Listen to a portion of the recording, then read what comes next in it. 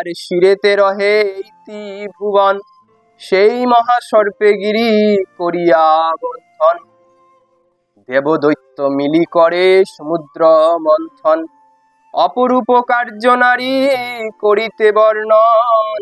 উত্তাল তরঙ্গাকুল ক্ষীরোদের জল, সীমা নাহি হয় তার, হয় সে অতল। সে হেন সাগর মাঝে মহাগিরিবর, সর্পেতে আবদ্ধ থাকি ঘুরে নিরন্তর। তো এই যে অমৃতের বেরোনোর যে কথা আমরা সবাই জানি, আমরা টিভিতে সিরিয়ালেও অনেকবার দেখেছি সেটা, যে সাগর মন্থন হচ্ছে, সেইখানে দেবতারা একদিকে অসুররা একদিকে ওই পর্বতটাকে ধরে ঘোরাচ্ছে, সাপকে আধার করে, সাপকে রশি হিসাবে নিয়ে সেই পর্বতটাকে ঘোরাচ্ছে, সাগরের মধ্যে ঘোরাচ্ছে। আর এতে কি হচ্ছে, সাগরের জলটা মন্থন হচ্ছে। এই মন্থনে কি বেরোবো বলা হচ্ছে, অমৃত বেরোবে। কিন্তু অমৃত বের করতে গিয়ে প্রথমেই অমৃত যেন বেরোচ্ছে না, প্রথমে যেন অনেক সমস্যা আসছে, তারপর পর বিষ বেরোচ্ছে, অনেক খতরনাক বিষ, অনেক এমন বিষ যেটা দেবাসুর সেই বিষের প্রভাবে যেন থাকতে পারছিল না। এই যে সাগর, সাগরটা কি বলতে পারি আমরা, সাগরটা আমাদের মন, মনের মধ্যে যে বিচার সেগুলি সাগরের জল। সাগর হলো মন। আর এই যে আমাদের যে মন রয়েছে, এই মনের মধ্যে কি করা, বিচারের মন্থন করা আবশ্যক। এই যে বিচারগুলি উঠছে, এই বিচারের মন্থন করা, মন্থন করা মানে বিচারের মধ্যে খোঁজ করা, অনুসন্ধান করা আবশ্যক। বিচারকে অনুসন্ধান করা, খোঁজ করা, সেটাই মন্থন করা বোঝাচ্ছে। যদি আমরা আমাদের মধ্যে, আমাদের যে মনের সাগর, সেই মনের সাগরের মধ্যে যে বিচার চলছে, সেই বিচারগুলিকে মন্থন করি, তবে হয়তো প্রথম অবস্থায় বিশেষ কিছু বেরিয়ে আসবে না। আমাদের মনের মধ্যে যেই খারাপ বিচারগুলি রয়েছে সেগুলিকে আমরা অসুর বলতে পারি, আর ভালো বিচারগুলিকে আমরা দেবতা বলতে পারি।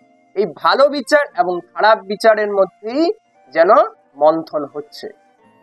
খারাপ বিচার একদিকে টানছে, ভালো বিচার একদিকে টানছে। মনকে কি হয়, মনকে যখন কখনো কখনো ভালো বিচার টানে একদিকে নিয়ে যায়, আবার কখনো কখনো খারাপ বিচার আরেক দিকে নিয়ে যায়।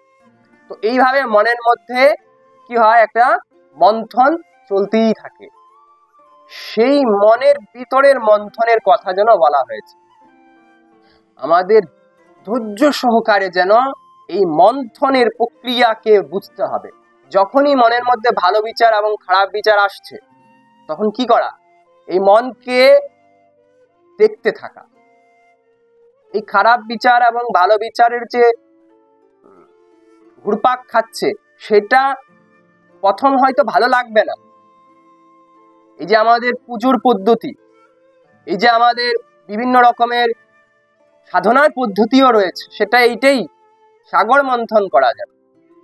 সাগর মন্থন করা মানে আমাদের মনের মধ্যে বিভিন্ন রকমের কি হতে থাকে, ভালো বিচার এবং খারাপ বিচার আসতে থাকে, এবং এইগুলি কি হয়, ঘুরতে থাকে মনের মধ্যে। কিন্তু যদি আমরা এগুলিকে দেখতে শুরু করি, তখন আমাদের সহ্য হয় না, কারণ আমরা দেখতে পাই না। আমরা চুপ করে বসে যে দেখবো মনকে, সেটা আমরা পারি না, কারণ সেটা বিষের মতন লাগে, বিষের মতন লাগে।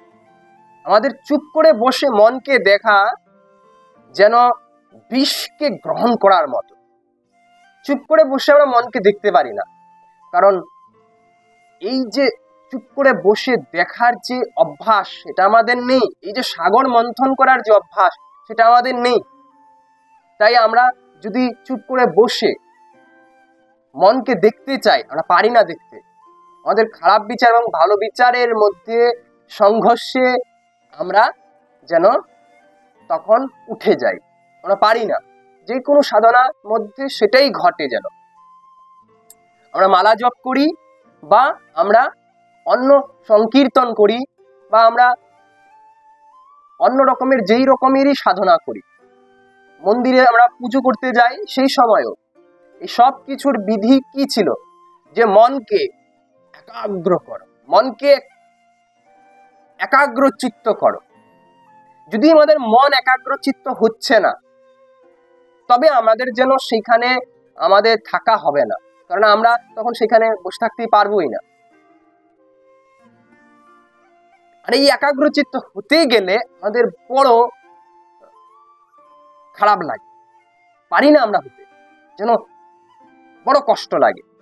তো এইখানে যেন মনোবিজ্ঞান আধারে সেই কথাই বলছে, দেবী যে দেবতারা বা অসুররা যেন পারছে না সেটা, তখনই যেন শিব ঠাকুরের কাছে যাচ্ছে সে বিষকে গ্রহণ করানোর জন্য। তো আমরা যদি এই যে শিব ঠাকুরকে আধার করে কি বোঝানো হচ্ছে, যে বড় স্থিরতায় আমাদের মনকে দেখতে হবে, তপস্যা সেটাই। এই যে চুপ করে মনকে যে দেখা, এই যে খারাপ বিচার ভালো বিচার আসছে সেগুলিকে যে দেখা, এটাই তপস্যা, এটাই সাধনা। তবেই আমাদের মনের মধ্যে ভালো ভালো সুন্দর অদ্ভুত কিছু বেরোবে মনের মধ্যে। যত রকমের আবিষ্কার হয়েছে পৃথিবীতে, আর এখনো অনেক যেগুলি ভালো কিছু ঘটছে, তা বিচার সাগর মন্থনের দ্বারাই হয়েছে।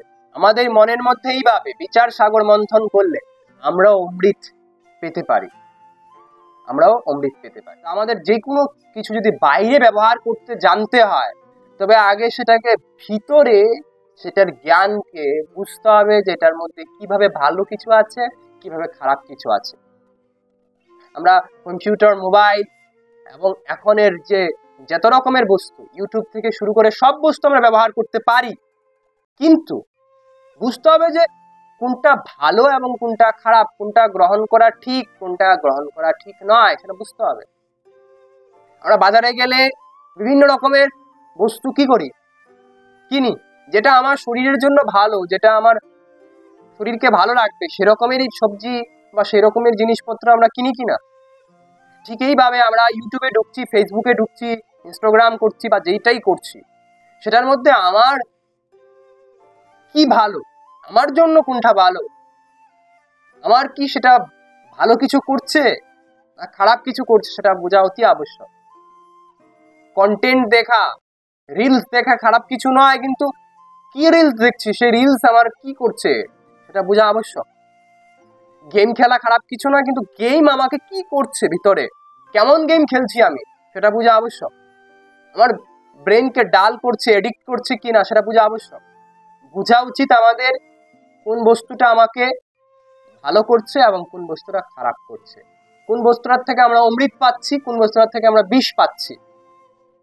বিষটা আমরা কেন নেব? বিষটা আমরা নেব না, অমৃতটা আমরা নেব, ভালোটা আমরা নেব, খারাপটা নেব না। তো এটা আমরা কখন বুঝতে পারবো? যখন আমাদের ভিতরে বিচার সাগর মন্থন করব।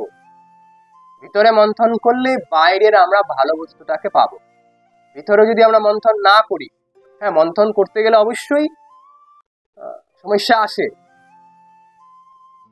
কিন্তু আমাদের ভগবানের শরণাপন্ন হয়ে, সে অস্তিত্বের মহান শক্তির কাছে শরণাপন্ন হয়ে আমাদের অবশ্যই ধৈর্য সহকারে এই বিচার সাগর মন্থনের প্রক্রিয়ায় অংশগ্রহণ করে থাকতে হবে।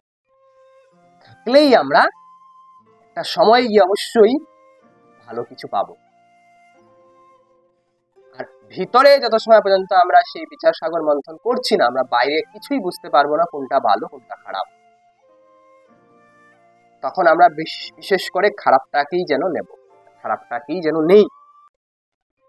ফেসবুক এবং হোয়াটসঅ্যাপ, ইনস্টাগ্রাম আর ইউটিউব থেকে ভালো কিছু শিখছি বলে আমাদের খুব সম্ভাবনা কম। যত রকমের খারাপ কন্টেন্ট আছে সেগুলি ভাইরাল হয়, ভালো কন্টেন্টগুলি ভাইরালই হয় না। কেন? কারণ আমরা খারাপটাকেই বেশি গ্রহণ করি। এটাই আমাদের যেন ভিতরের স্থিতি। কারণ আমরা ভিতরে নিজেকে বিচার সাগর মন্থন করে বুঝিনি আমার জন্য কোনটা ঠিক, আমার জন্য কোনটা বেঠিক, আমরা বুঝিনি। এটা বোঝা বড় আবশ্যক। কাহিনীকে শুধু ঘটেছে কি ঘটেনি সেটা আবশ্যক নয়, সেই কাহিনী থেকে আমি কি শিখতে পেরেছি সেটা অতি আবশ্যক।